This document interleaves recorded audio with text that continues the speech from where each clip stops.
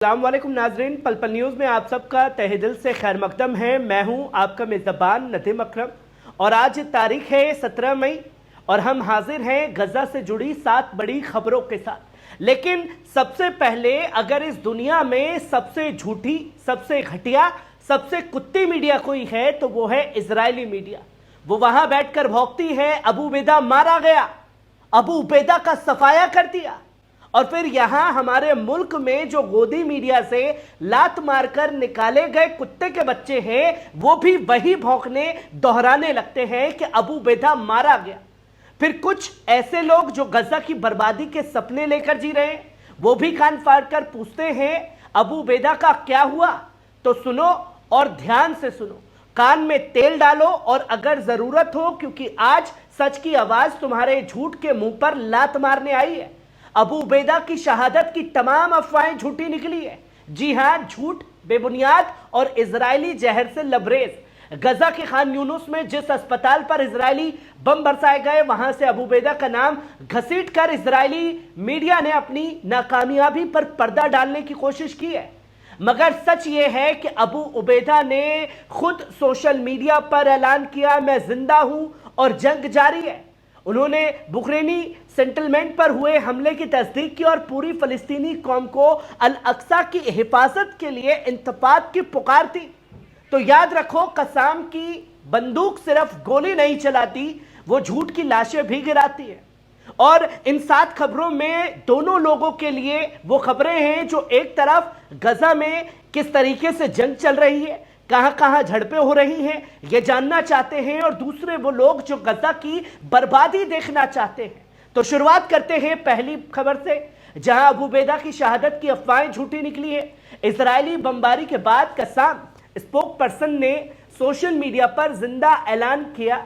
गजा के खान यूनुस में इजरायली फौज ने मंगलवार की शाम एक बार फिर इंसानियत का कत्ल किया।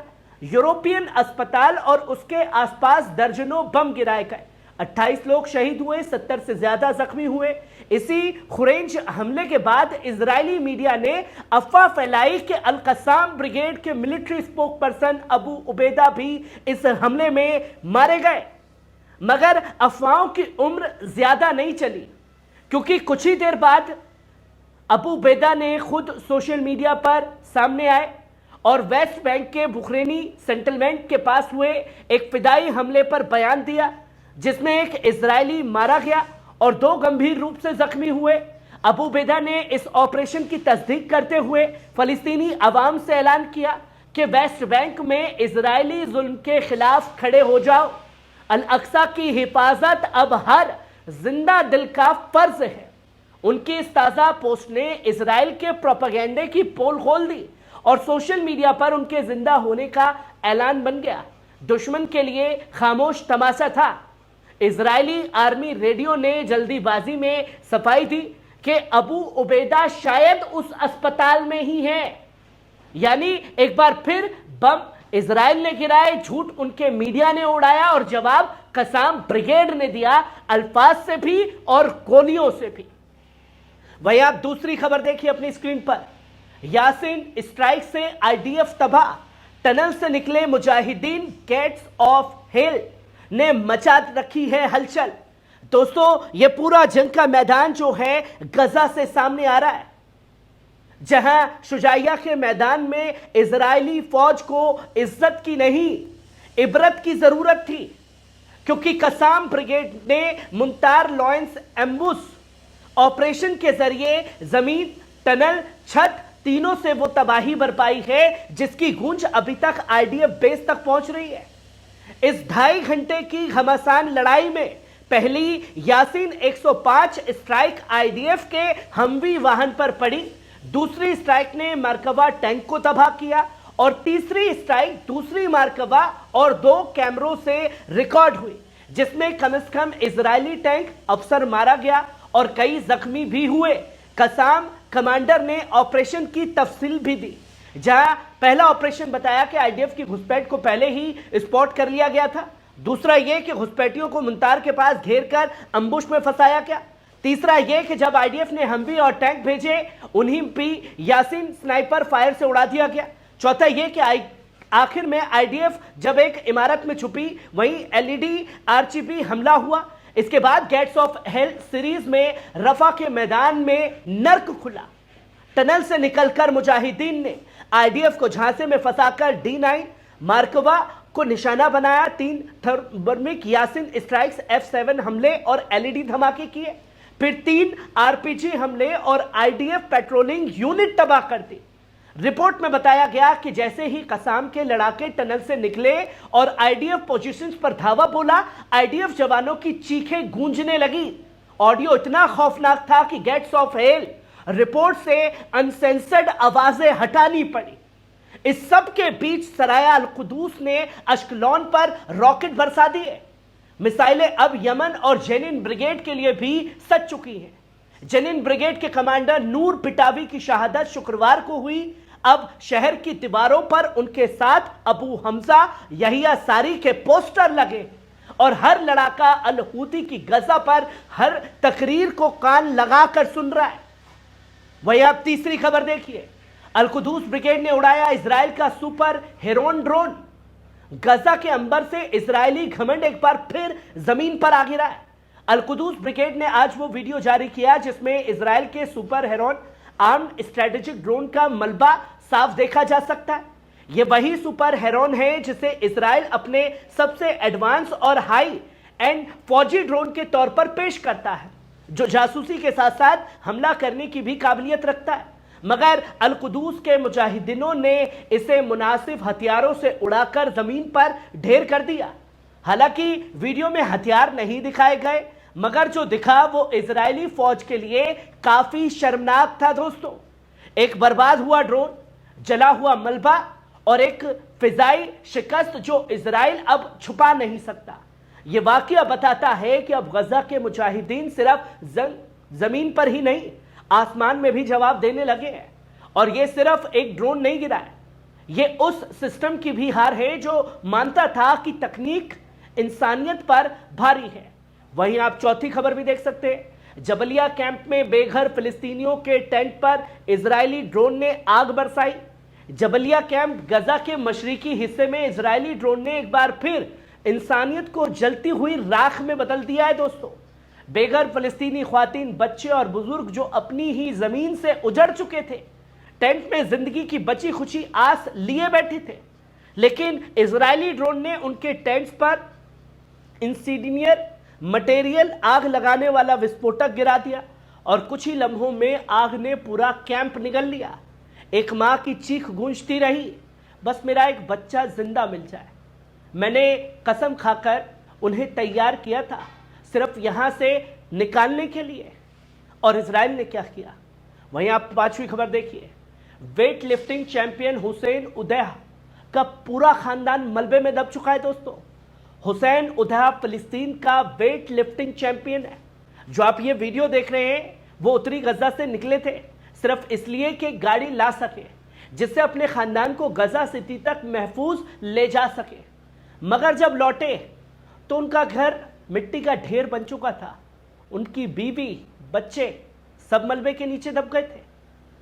कोई मुकाबला नहीं था, कोई जंग नहीं थी, सिर्फ एक कौम को खामोशी से मिटाने की एक बड़ी साजिश थी। यह तस्वीर लोगों के सामने है। वहीं आप छठी खबर देखिए, 77 दिन से भूखा है गजा। 77 दिन हो चुके हैं दोस्तों, और गजा की सरजमीन पर भूख अब हथियार बन चुकी है।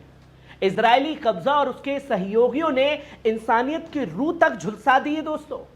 गवर्नमेंट मीडिया ऑफिस ऑफ गजा ने ऐलान किया है, हम इजराइल के साथ साथ अमेरिका और डोनाल्ड ट्रंप को भी सीधा जिम्मेदार ठहराते हैं।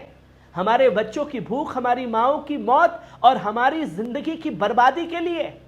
ट्रंप के हालिया बयान जो मीडिया में इंसानियत के जामे में लपेटे गए थे, हकीकत में सिर्फ एक फरेबी पर्दा है जिनका जमीन पर कोई असर नहीं, कोई राहत नहीं। और यह बयान खासतौर पर उन 3 मुस्लिम देशों को खासतौर पर सुनने चाहिए जो नंगे होकर के अपने बाल इधर उधर करने लगे कि भाई साहब आ गए, पप्पा आ गए, पप्पा आ गए। पप्पा का स्वागत देखा, कैसे टेबलों पर खाने रखे हुए थे। क्या उन मजलूम लोगों को एक जरा भी होश नहीं आया कि गजा भूखा है? उनकी कौम के एक भाई भूख से तड़प रहे हैं और आप लाखों करोड़ों की डिशेस, अरबों ट्रिलियन डॉलर उस वहशी दरिंदे डोनाल्ड ट्रंप पर बरसा रहे हैं, जिसने आपके भाइयों के घरों को उजाड़ दिया, आपके एक शहर को उजाड़ दिया। वहां बीमारियां फैली है सिर्फ इसलिए क्योंकि पेट में कुछ नहीं है। यह तस्वीरों पर बात करना जरूरी है क्योंकि 70 दिन से गजा भूखा है, भूख से तड़प रहे हैं बच्चे। पर यहां सिर्फ और सिर्फ डोनाल्ड ट्रंप का स्वागत सऊदी, कतर और यूएई में किया गया। मिलवाया गया सीरिया के नए जो चाटुकार आए हैं, शरा को मिलाया गया, पर एक जरा जिक्र हमास का नहीं आया।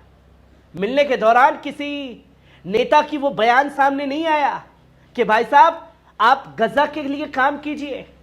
पर जब मीटिंगें खत्म हो गई, डोनाल्ड ट्रंप दोबारा अमेरिका पहुंच गया, तब बयान देता है अपनी मीडिया में बैठ करके कि गजा में भूख से तड़प रहे लोगों के लिए एक मुस्लिम देश बेचैन है। उसने जो बात कही वो सीधा मेरे दिल पर लग गई और इसके लिए हमने काम शुरू कर दिया। लानत है तुम्हारी ऐसी कोशिशों पर जो अभी तक तुम इजराइल को नहीं रोक पाए। वहीं आप 7वीं खबर देखें, 24 घंटे से लगातार हमले जारी हैं गजा के अंदर।